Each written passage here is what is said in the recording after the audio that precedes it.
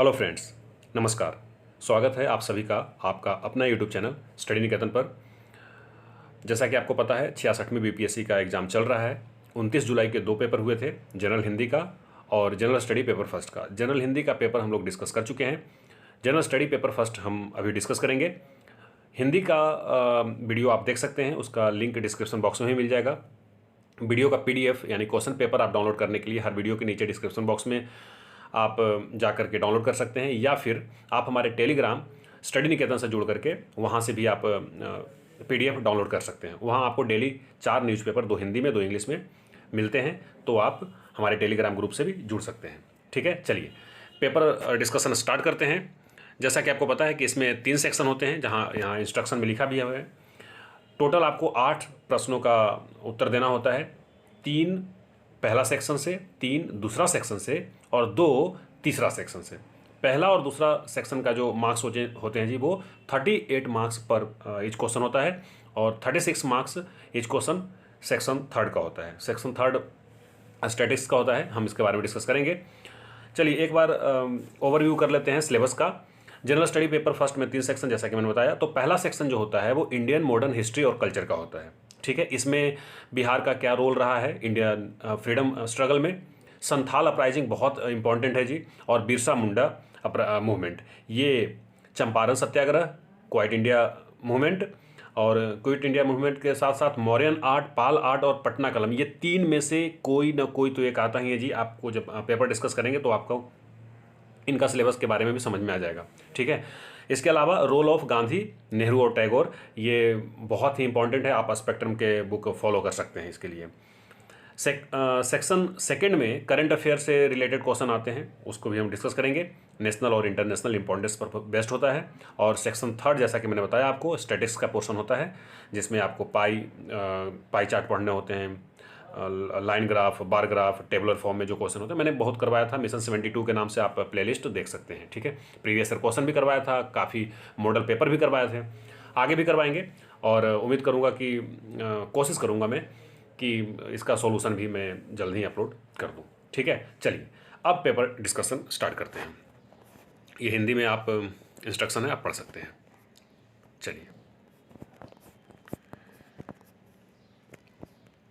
हाँ जी, तो section first का पहला सवाल था, what were the causes of Santhal revolt, what were its course and outcomes. बहुत इंपॉर्टेंट है, जैसा कि मैंने बताया कि सिलेबस में ये मेंशन है। और इसमें 2 क्वेश्चन आपको जो दिख रहा होगा सेक्शन फर्स्ट में, फर्स्ट और सेकंड, दोनों के दोनों वहीं से उठा करके दिया गया है जी।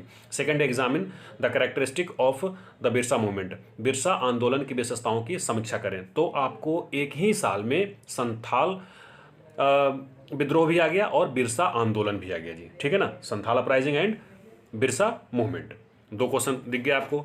अगला 2 क्वेश्चन देखते हैं।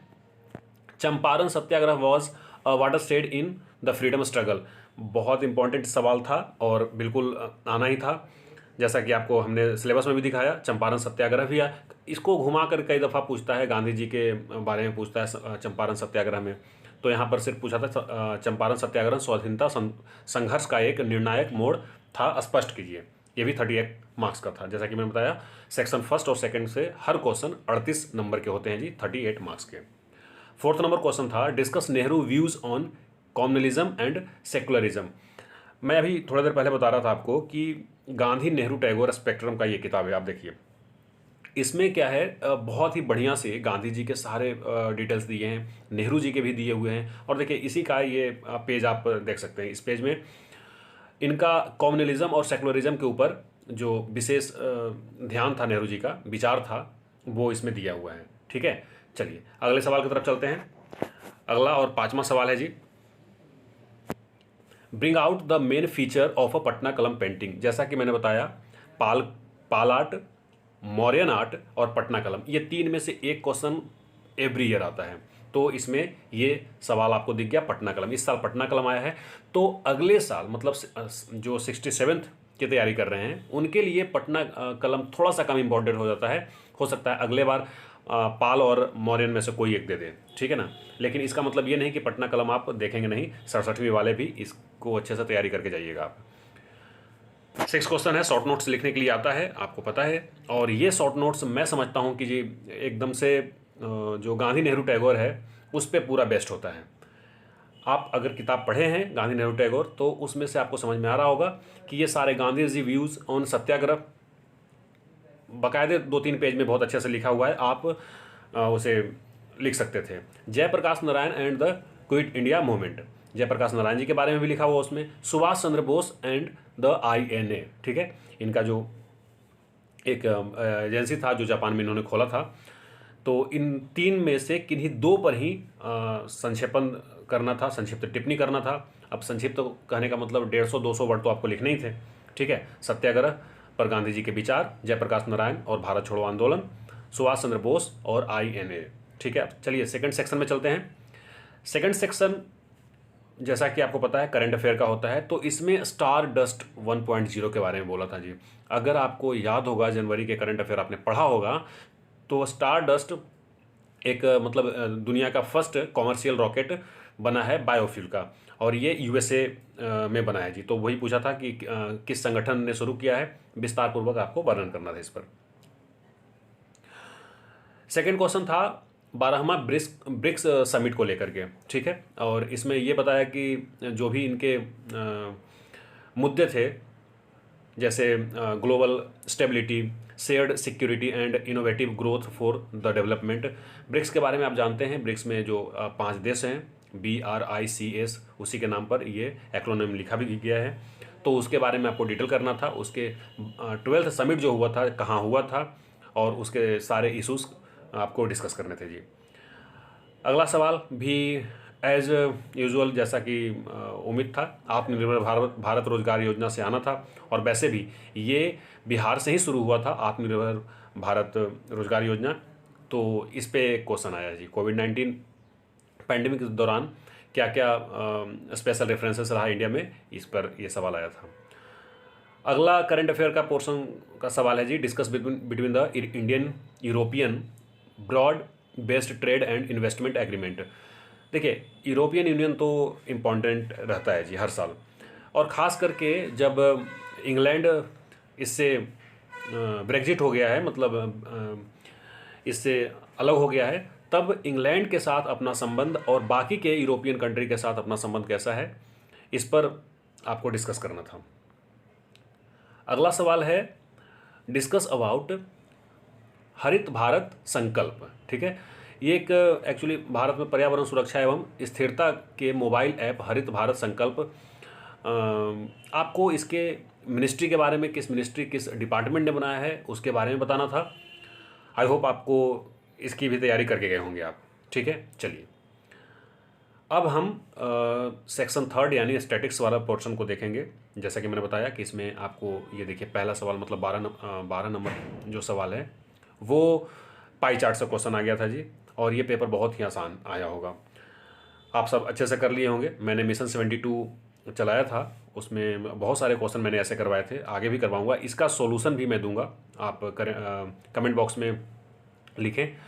इस पे देखिए ये 36 मार्क्स का होगा, ठीक है, यहाँ नीचे लिखा होगा, यहाँ देखिए 36। और इन्होंने बाकायदे बता भी दिया है कि पहला सवाल है जो 4 नंबर का, दूसरा 4 नंबर का, तीसरा सवाल है जो 8 नंबर का, चौथा 10 नंबर का और पांचवा 10 नंबर का। देख रहे हैं ई तक ये इसमें है सवाल, है ना, ABCD और E। तो सबको मार्क्स भी अलग कर दिया, जनरली ऐसा लिखता नहीं है लेकिन लिख दिए हैं, तो आपको और आसान हो गया इसे करने में, ठीक है। हिंदी में भी लिखा हुआ है, मैं करवा दूंगा ये क्वेश्चन एक एक करके सारे, थोड़ा सा समय दीजिए मुझे। और 67वीं BPSC वालों के लिए मैं करंट अफेयर का भी एक सीरीज लाऊंगा। चलिए 13 नंबर क्वेश्चन है, 13 नंबर क्वेश्चन का है, मैं लाइन ग्राफ का क्वेश्चन आपको दिख गया जी, ठीक है ना, वो पाई चार्ट का क्वेश्चन था, ये लाइन ग्राफ का क्वेश्चन है। और मैं कहीं देख रहा था स्टूडेंट्स 13 नंबर क्वेश्चन का सॉल्यूशन मांग रहे थे, मैं जल्द ही प्रोवाइड करवाऊंगा, ठीक है। इसमें भी 5 क्वेश्चन है, पहला 4 नंबर का, दूसरा 8, तीसरा 8, चौथा 8 और पाँचवा 8, बाकी सारे 8-8 नंबर के क्वेश्चन थे, टोटल 36 मार्क्स का, ये हिंदी में है। फिर थर्ड है जो टेबुलर फॉर्म वाला क्वेश्चन आ गया है जी, third in the sense statics का थर्ड क्वेश्चन नंबर 14 है ये, ठीक है। इसके साथ ये मतलब कंबाइंड है, टेबुलर के साथ साथ इसमें लाइन ग्राफ भी दिया हुआ है, ये थोड़ा सा बेहतर क्वेश्चन माना जाता है। इसमें पहला 4 क्वेश्चन जो है वो 7 नंबर के हैं, और आखिरी वाला सवाल जो ई है, calculate the difference in earning bye students seeking jobs in finance from those opting for software, ये 8 नंबर का सवाल है। ठीक है, हिंदी में यही सवाल है। 15 नंबर क्वेश्चन है जो बार ग्राफ से सवाल है जी, देखिए, और ये मल्टीपल बार है, 3 बार वाला ये सवाल है। मैंने ऐसा क्वेश्चन कई बार करवाया है, आप वहाँ से देख सकते हैं। ठीक है, इसमें भी 5 क्वेश्चन हैं। पहला क्वेश्चन 10 नंबर के, दूसरा 8 नंबर के, बाकी के 3 हैं जो 6-6 नंबर के क्वेश्चन हैं। ठीक है, एक एक करके मैं सारे क्वेश्चन करवा दूंगा। तो आई होप आपको, आप अगर 67वीं बीपीएससी की तैयारी कर रहे हैं तो आपके लिए तो ये बहुत इंपॉर्टेंट है ही। 66वीं जो पेपर दे चुके हैं वो भी इसका सोल्यूशन देख सकते हैं, तो मैं जल्द ही इसको करवाऊंगा जी। ठीक है, चलिए, 30 जुलाई को जो 2 पेपर होंगे, एक तो जनरल स्टडी सेकंड पेपर, और जो भी ऑप्शनल होंगे, ऑप्शनल मैं ज़्यादातर ऑप्शनल करवाने की कोशिश करूंगा, जो जो खास करके इंपॉर्टेंट है, जो बीपीएससी में लिए जाते हैं, जैसे एलएसडब्ल्यू हो गया, हिस्ट्री हो गया, ज्योग्राफी हो गया, तो ये सारे पेपर हम करवाने की कोशिश करेंगे। चलिए, मिलते हैं अगले वीडियो में। धन्यवाद।